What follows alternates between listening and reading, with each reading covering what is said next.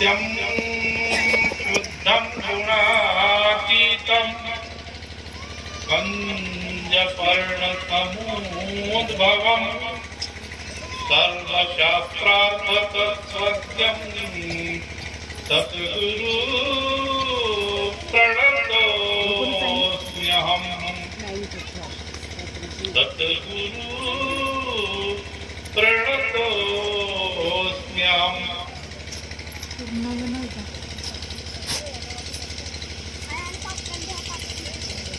वंदनीय जगत नियंत्रित संत सम्राट सद्गुरु कबीर साहब साध्वी प्रज्ञादान सद्गुरु कबीर विख्यात अमरपुरा प्रभु कटंगी, हमारे सातगांव से डॉक्टर भोयर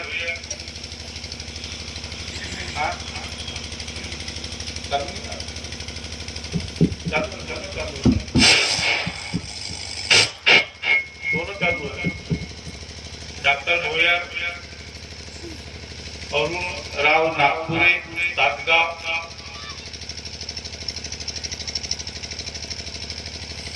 हमारे डोनगांव महाराष्ट्र शिरडी के तरफ पड़ता है। गोखे और हमारे इधर थाना से आए मुकरदम बावन खड़े डॉक्टर हनुमते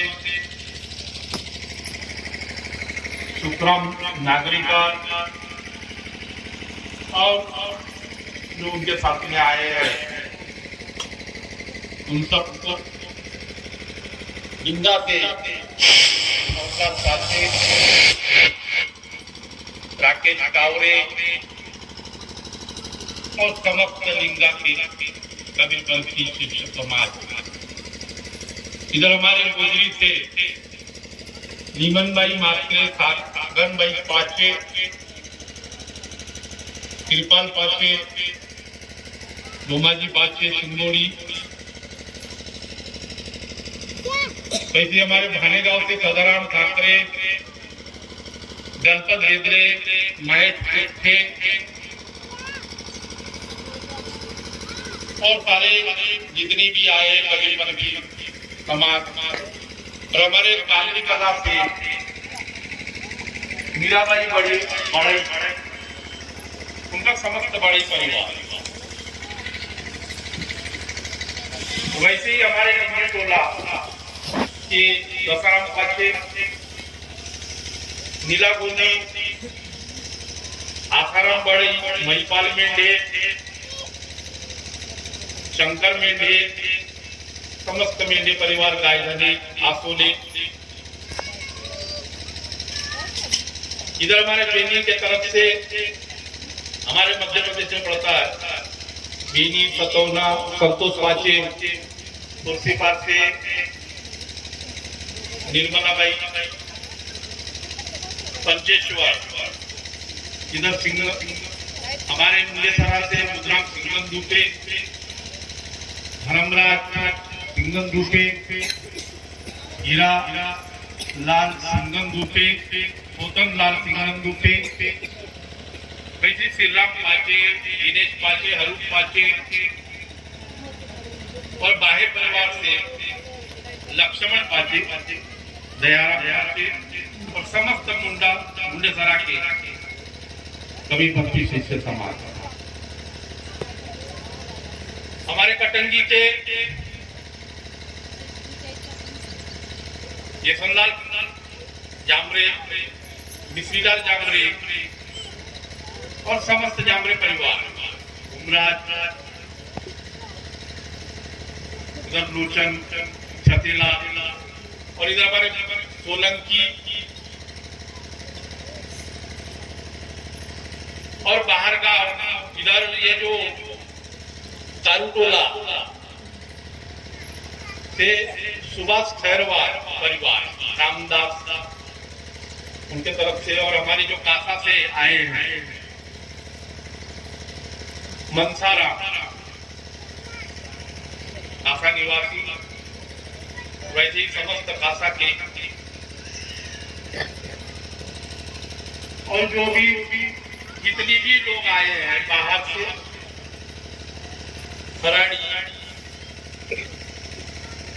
इतने सारे शाम को सबका ही हुआ।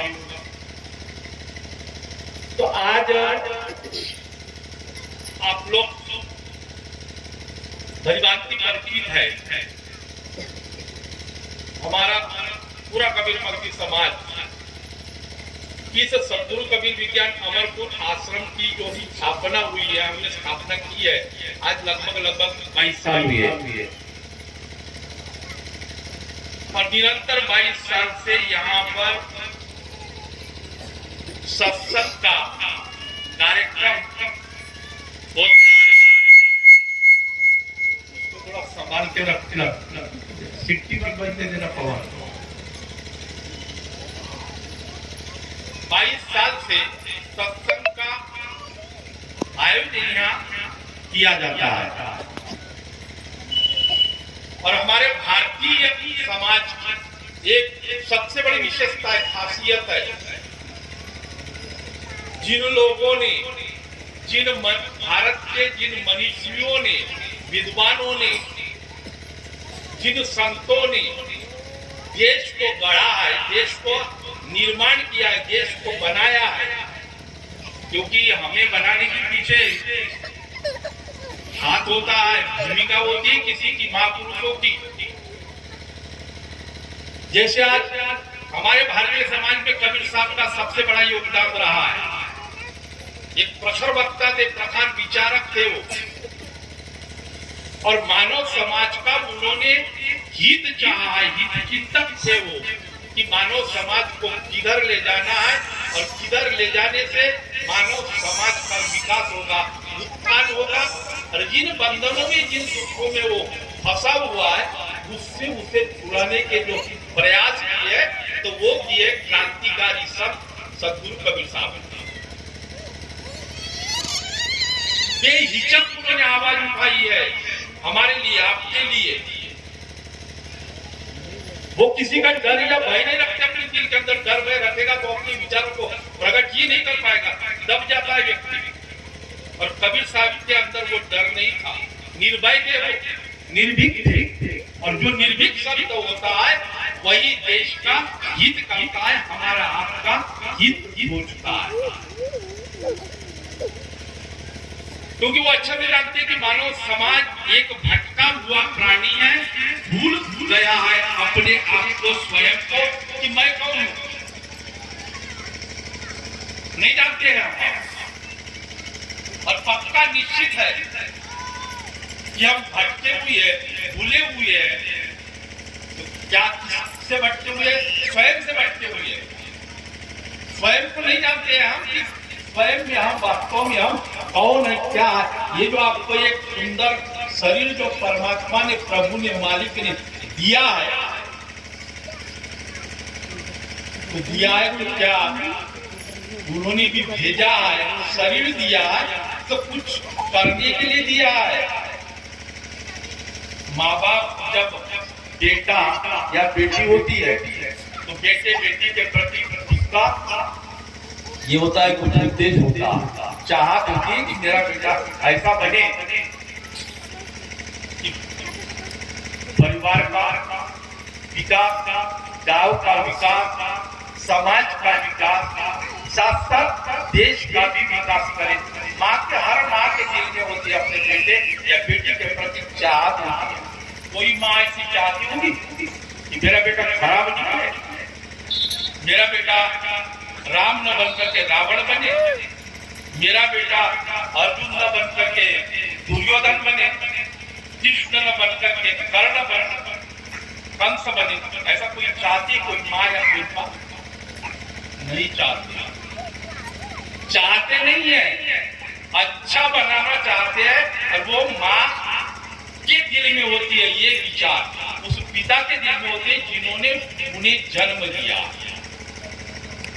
अब जिन्होंने जन्म दिया वो चाहते हैं कि मेरा बेटा ऊंचाइयों को हासिल करे, अच्छे गुणवान बने, अच्छा संस्कारित बने, और ज्ञानवान भी बने। और हमने चाहते हैं कि बने, लेकिन चाहने के साथ साथ अब उसके लिए कैसे ये बनेगा उसके लिए हम प्रयास नहीं करते। मेरी बेटी या बेटा महान बने तो बनाने के लिए करना क्या पड़ेगा वो नहीं जानते। हमने आपका बेटा समझ लो कि 4 घंटे के लिए बाहर निकल गया और वापस आया, आपने पूछा क्या कभी कि बेटा तू कहाँ गया था, 4 घंटे तूने क्या किया? बेटी आपकी कॉलेज में गई थी, कहीं बाहर गई थी, कॉलेज से आई है, कभी हमने पूछा ही नहीं। आपकी उस पर निगाह है, नजर है कि वो कहाँ गई थी, कहाँ गया था तो वास्तव में कॉलेज गया था या नहीं गया था, पढ़ाई की कि नहीं की, आपका उस पर ध्यान है और आप बराबर उसको मार्गदर्शन कर रहे हैं। जैसे कुम्हार घड़े को बनाता है तो क्या करता है, कुम्हार घड़े को बनाता है तो सबसे पहले मिट्टी की खोज करता है अपने दिमाग में कि किस जमीन की मिट्टी कैसी है और कौन सी मिट्टी घड़े को बनाती है, कौन सी मिट्टी चाहिए, अच्छी मिट्टी को ढूंढता है। और उस मिट्टी को जब चिकनी मिट्टी को लाता है और लाने के बाद उतने से नहीं होता है, उसमें पूरे कंकड़ पत्थर को एक कंकड़ पत्थर को पील करके बाहर फेंकता है और एकदम मलबे की जैसी मिट्टी बनाता है, तैयार करता है। और तब फिर उसको चाक पर चढ़ाता है, अपने चक्के पर चढ़ाने के बाद उसका घड़ा बनाता है और घड़ा बनाने के बाद उसको उतने से पानी भरने लायक वो घड़ा नहीं हुआ, उसको फिर भट्टे पर चढ़ाता है, आग पर पकाता है और पकने के बाद जब मार्केट में जाता है, बाजार में जाता है बिक्री के लिए, तो आप जब खरीदने के लिए जाते हो ग्राहक बन करके तो उंगली टेढ़ी करके बजा कर देखते हो कि घड़ा बच्चा या पक्का। सीधी उंगली से नहीं पता चलता है घड़ा फूटा है कि अच्छा है, क्रैक है तो पता चल जाता है आपको, तो आवाज दूसरा करेगा और यदि अच्छा है तो टन की आवाज करता है। जब टेढ़ी उंगली आप करके बजाते हैं घड़े को तो, और आप जान जाते हैं कि ये घड़ा पानी भरने लायक है और इसमें हम पानी भर सकते, आराम से पी सकते। कुम्हार का काम और वही बड़े बड़े संत, बड़े बड़े गुरु लोग करते हैं, वही कुम्हार का काम। अब उन्होंने मिट्टी ढूंढी, कुम्हार ने। अब आप लोग आए, अब वो कंकड़ पत्थर को जो बीन करके उस मिट्टी में से बाहर की तरफ करता है, ऐसे आपके अंदर जो कंकड़ पत्थर जो दुर्गुण है, सबसे बड़े जो दुर्गुण आपके रास्ते के जो रोड़ा होता है, आपको आगे की तरफ जाने नहीं देता है, तो आपके हमारे दुर्गुण होते, हमारे आपके अवगुण होते। उन्हीं दुर्गुणों के कारण, अवगुणों के कारण हम आगे की तरफ जा नहीं पाते और हमारे ये सारे रास्ते रोकते चले जाते हैं। नहीं पहुंच पाते हम अपने लक्ष्य तक, नहीं पहुंच पाते हैं अपने गंतव्य तक, अपने लक्ष्य की प्राप्ति करने में हम नाकामयाब होते हैं, असफल होते हैं। क्यों? क्योंकि दुर्गुणों को, अवगुणों को हमने अंदर के निकाला नहीं और गुणवान नहीं बने।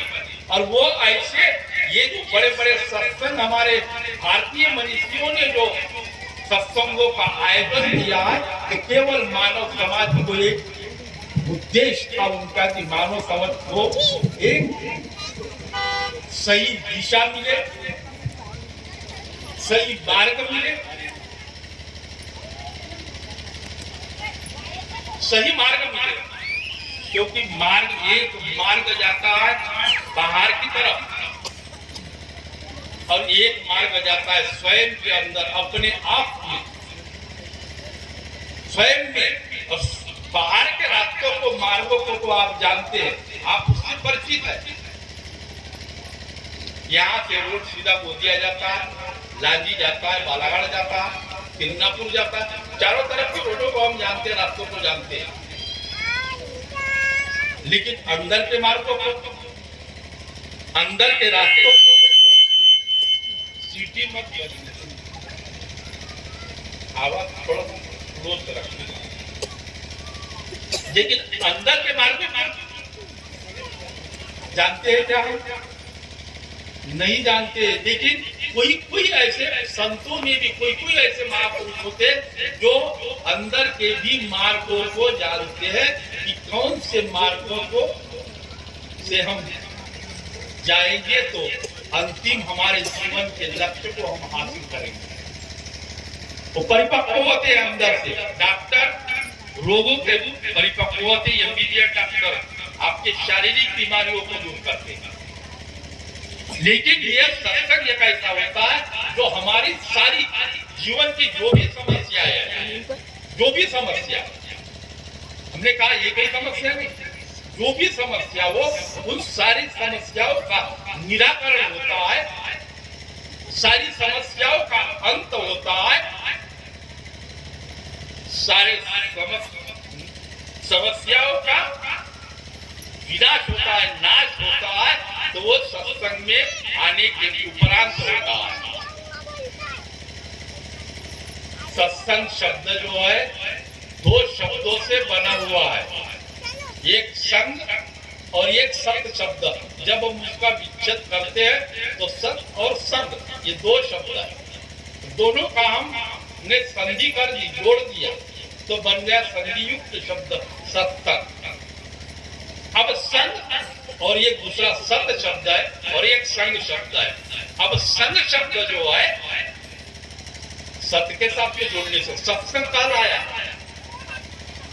तो यहाँ पर जो सत्संग की बात आती है, जब सत्संग हम करने बड़े बड़े सत्संगों में जाते हैं और हम जो घर में रहते हैं तो हमारे जीवन में हम ये कबीर साहब ने संघों के विपरीत एक साथी कही है। तो कबीर कुसंगन कीजिए, देखना, कबीर कुसंगन कीजिए, पाथर जल न गिराए और कदली सीप भुजंग मुक्त एक मुद्दत तर जाए। देख लो कबीर साहब ने क्या कहा कि संग, यदि आपको सही संग मिला, सत का संग मिला तो आप कर भी जाते हैं। और ये ऐसा कोई संग है जिसको कुसंग कहा है कबीर साहब ने। कुसंग हमारे जीवन को एक ही विचार, कुसंग का एक विचार, एक तरंग पर आपके जीवन को पूरी डुबा भी देती, डुबा देती, पूरी के पूरी जीवन को नष्ट कर देती, विनाश की तरफ ले जाती। एक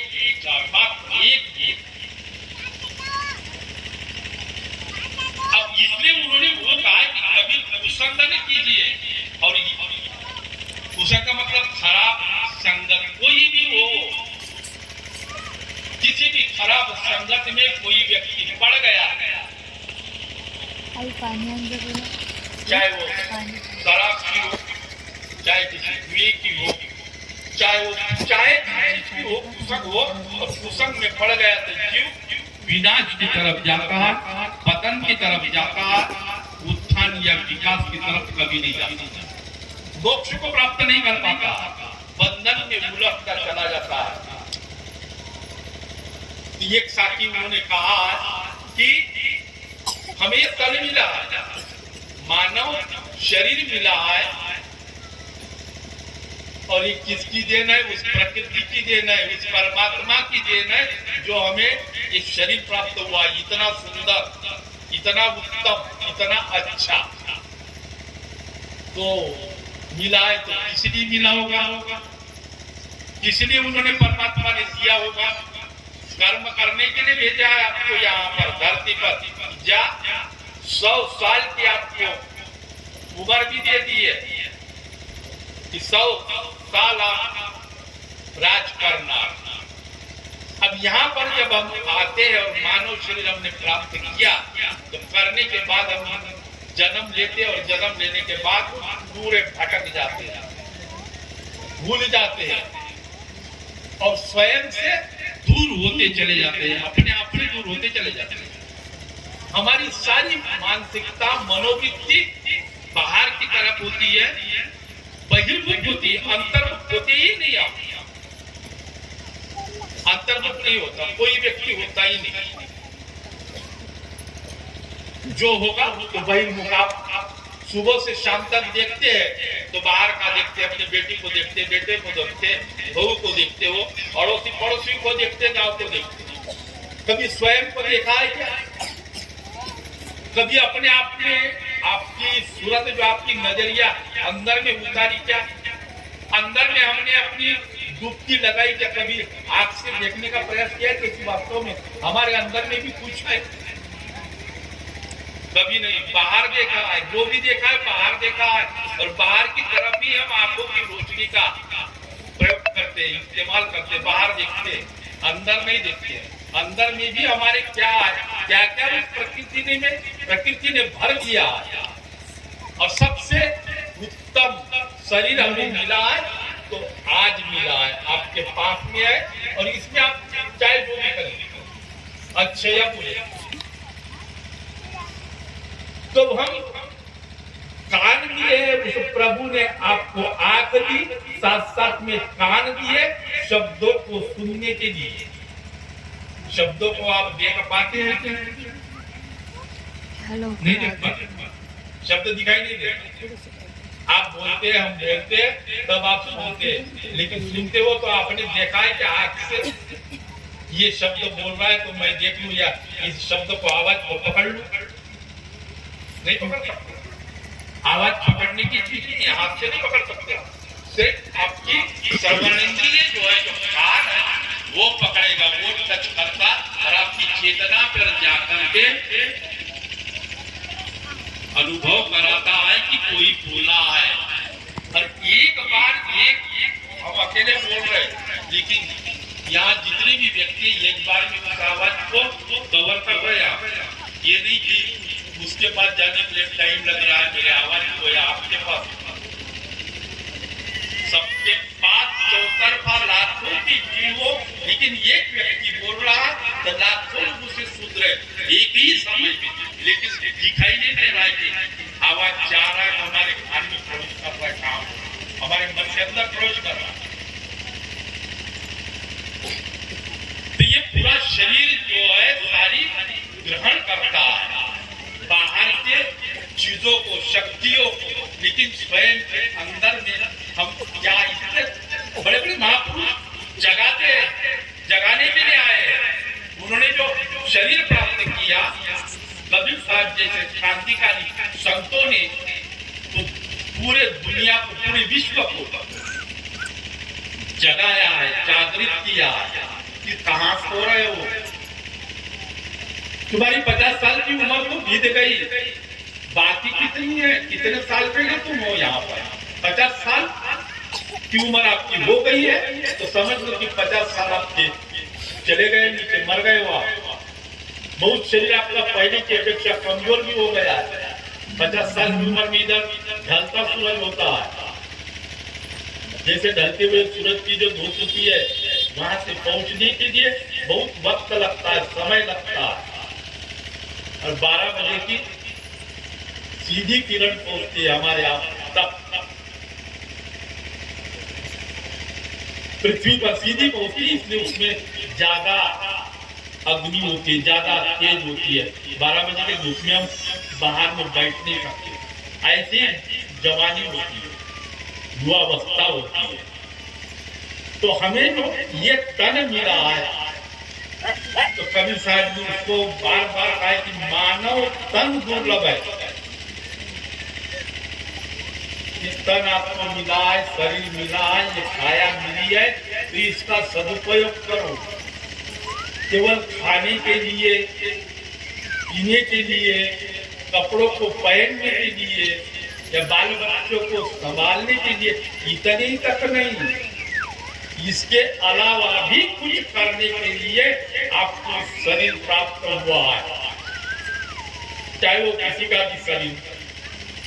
और उस प्रकृति ने, उस परमात्मा ने दोनों के अंदर, स्त्री के अंदर, पुरुष के अंदर, लड़की के अंदर या लड़के के अंदर कोई भेदभाव आप करते हो स्त्रियों के साथ भेदभाव, स्त्री नहीं पैर की जूती होती है, कमजोर होती है,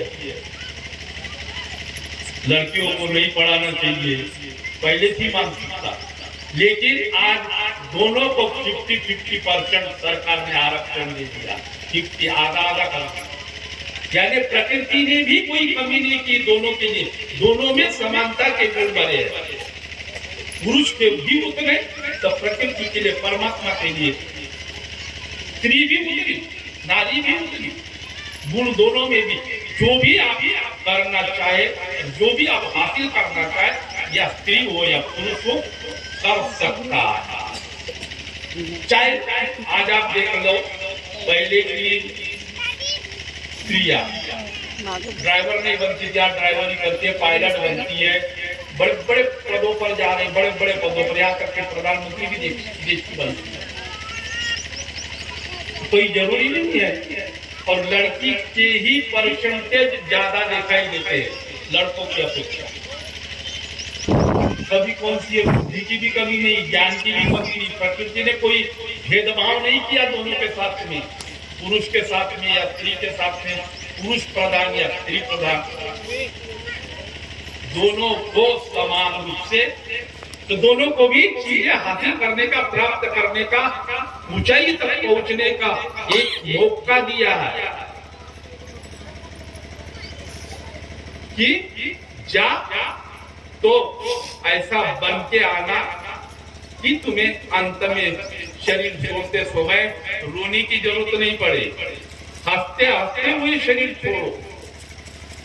क्योंकि हमारी मानसिकता होती है कि आंसू हम दिखाई देते हैं मरते समय में, क्योंकि पश्चाताप होता है उसे अपने कर्मों का, पश्चाताप होता है तो मरते समय में आंख में आंसू आते, वो अपनी बेटी को देखता है तो रो देता है, अपने बहू को देखता है तो रो देता है, किसी और रिश्तेदार को देखता है तो रो देता है।